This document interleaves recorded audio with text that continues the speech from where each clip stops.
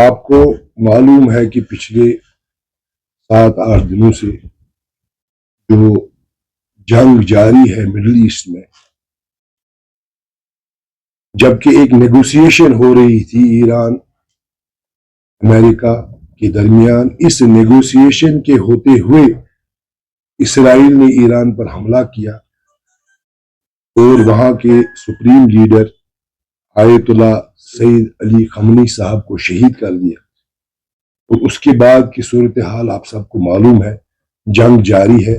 تباہی جاری ہے، میزائلیں ہر جگہ ہٹ رہی ہے۔ مجھے بات کرنی ہے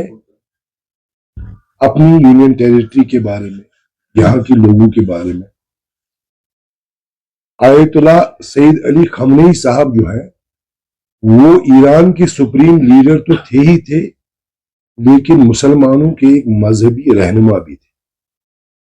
اگرچہ آپ نے دیکھا ہوگا کہ دنیا کے کئی ملکوں میں ایران پر جو ایگریشن ہوا ہے اس کے خلاف لوگوں نے مظاہرے کیے، پروٹیسٹ کیے، کیونکہ لوگوں کو لگا کہ یہ ایک ہیجمنی ہے اسرائیل اور امریکہ کی، جنہوں نے ایک ساورن ملک کی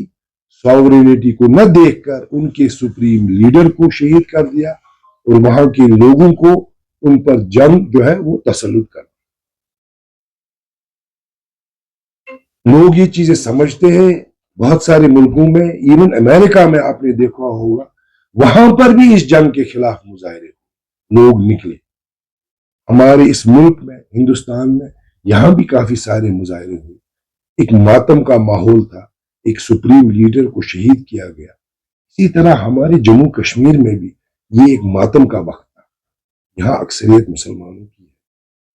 اور یہاں پر بھی لوگوں کی وابستگی ایران اور اس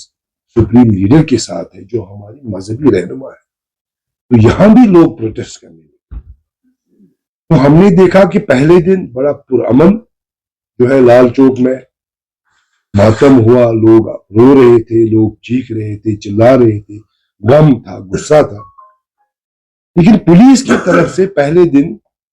بڑی کوآپریشن ہم نے دیکھی، انہوں نے الاؤ کیا لوگوں کو یہ وینٹ آؤٹ کرنا، یہ جو دکھ ہے، یہ جو ماتم ہے۔ لیکن یکایک دوسرے دن پولیس کی طرف سے، اور ہم نے دیکھا کہ ہر جگہ پولیس کی طرف سے ریسٹرکشنز عائد کی گئی، اور جب ریسٹرکشنز عائد کی گئی تو اس کے بعد ہم نے دیکھا کہ بہت سارے انسیڈنٹس جو سننے میں آئے، کہیں تھوڑا پتھراؤ ہوا، کہیں کچھ ہوا۔ تو ہمارا یہ ماننا ہے کہ اگر پہلے دن لوگوں نے پرامن طریقے میں اپنے ماتم کا اظہار کیا، اپنے غم و رنج و غم کا اظہار کیا، پھر کیا ضرورت تھی کہ یکایک لوگوں کے جمع ہونے پر ریسٹرکشنز کی جائے؟ جب یہاں اپریل میں وہ پہلگام کا واقعہ ہوا، اسی طرح لوگ جو ہے سڑکوں پہ آئے، لوگوں نے اپنا غم و غصہ دکھایا، ٹیررزم کے خلاف ڈیناؤنس کیا اس ٹیررسٹ ایکٹ کو،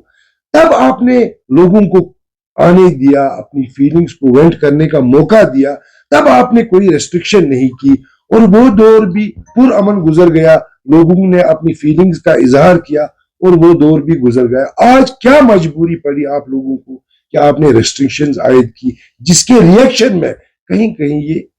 جو ہے پتھراؤ کے واقعات ہوئے یا کوئی نعرہ بازی ہوئی۔ اس سب کو لے کر میں پھر بھی آپ خصوصاً پولیس سے، خصوصاً انتظامیہ سے یہ کہنا چاہتا ہوں کہ جذبات ہوتے ہیں، کبھی ہو سکتا ہے اپنے ملک کے قائدوں کے خلاف بھی غصہ نکلے، اس میں کوئی غلط بات نہیں ہے۔ ہم چاہتے تھے، کشمیری لوگ چاہتے تھے، ہندوستان کے لوگ چاہتے تھے کہ یہ ہمارا ملک جو ہندوستان ہے، یہ وہ ملک ہے جو پہلے ملکوں میں سے ہے جنہوں نے فلسطین کو ریکگنائز کیا، یہ وہ ملک ہے جن کے ایران کے ساتھ بہت اچھے تعلقات ہمیشہ رہے ہیں اور ایران نے ہمارا ساتھ ہر وقت دیا ہے۔ تو ہماری ایکسپیکٹیشنز یہ تھی، اس ملک کے لوگوں کی ایکسپیکٹیشنز یہ تھی، کشمیر کے لوگوں کی ایکسپیکٹیشنز یہ تھی کہ ہماری ملک کی قیادت جو ہے وہ بھی اس کو کنڈیم کرے، جو شہادت ہوئی خامنئی صاحب کی اس کو کنڈیم کرے، اس جنگ کو کنڈیم کرے، اس بربریت کو کنڈیم کرے۔ لیکن اس کے برعکس ہوا، ہماری قیادت نے اس کے بارے میں خاموشی اختیار کر دی، کوئی بات نہیں کی۔ اگر ان کے خلاف بھی غصہ गम लोगों ने, यंग जनरेशन ने निकाला तो कौन सा बड़ा जुर्म है? ये तो डेमोक्रेसी है, डेमोक्रेसी में ये चीजें होती है। मुख्तसर मेरी अपील है एलजी साहब से और यहाँ की पुलिस से, हम जानते हैं कि यहाँ की पुलिस बहुत अच्छी तरह अपना काम कर रही है, हमारी सुरक्षा के लिए काम कर रही है। यहाँ पर ड्रग्स का एक बहुत बड़ा बहतान है, किस तरह पुलिस हमारे यूथ को बचाने के लिए इवन इस ड्रग्स के मैदान में भी कितना अच्छा काम कर रही है। और ये सारे प्रिकॉशनरी मेजर्स हैं, हम समझते हैं कि यहाँ पर लोगों को जानो माल का नुकसान न हो, ये भी हम समझते हैं। लेकिन इसके बाद जो हमने सुना वो हैरान कन है। ठीक है, 4 दिन यहाँ मॉर्निंग हुई, मातम हुआ, चलिए कहीं खिटपुट क्लैशेस भी हो गए, माहौल गम गुस्से का था, बात ही ऐसी थी। लेकिन उसके बाद इस चीज को इस हद तक खींचना कि इस चीज को टेररिज्म के साथ लिंक करना, ये बात काबिल कबूल नहीं। हर चीज को हम टेररिज्म के साथ कनेक्ट नहीं कर सकते। एक नॉर्मल सर्कमस्टेंस है, गम और गुस्सा का माहौल है, एक बहुत बड़ी लीडर की शहादत हुई है, लोग मातम मना रहे हैं, वहां पर अगर नारेबाजी भी हो गई, वहां पर अगर थोड़ा बहुत पथराव भी हो गया,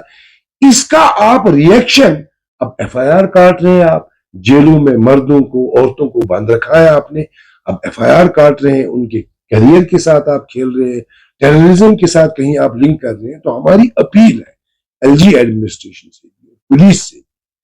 जहां हम आपकी काम की सराहना करते हैं, वहां हमसे ये उम्मीद रखते हैं कि जिन लोगों की हिफाजत के लिए आप काम करते हैं, उन्हीं बच्चों का ये मुस्तकबिल है। किसी के नाम एफआईआर काट रहे हैं, किसी के नाम कार्रवाई कर रहे हैं, किसी के नाम पीएसए कर रहे हैं, तो बराए मेहरबानी इन्हीं बच्चों का फ्यूचर मद्देनजर रखते हुए हमारी अपील है एडमिनिस्ट्रेशन से कि जितने भी बच्चे बच्चियां इस वक्त जेलों में बंद है, उनको फिलफौर रिहा किया जाए और इनके खिलाफ जो है कोई एफआईआर वगैरह इस किस्म की कार्रवाई न की जाए। और एक और अपील मैं एडमिनिस्ट्रेशन से करना चाहता हूँ, आप लोगों के लिए जो हमने देखा है कि मीडिया पर भी बहुत सारी कदगने हैं, मीडिया पर भी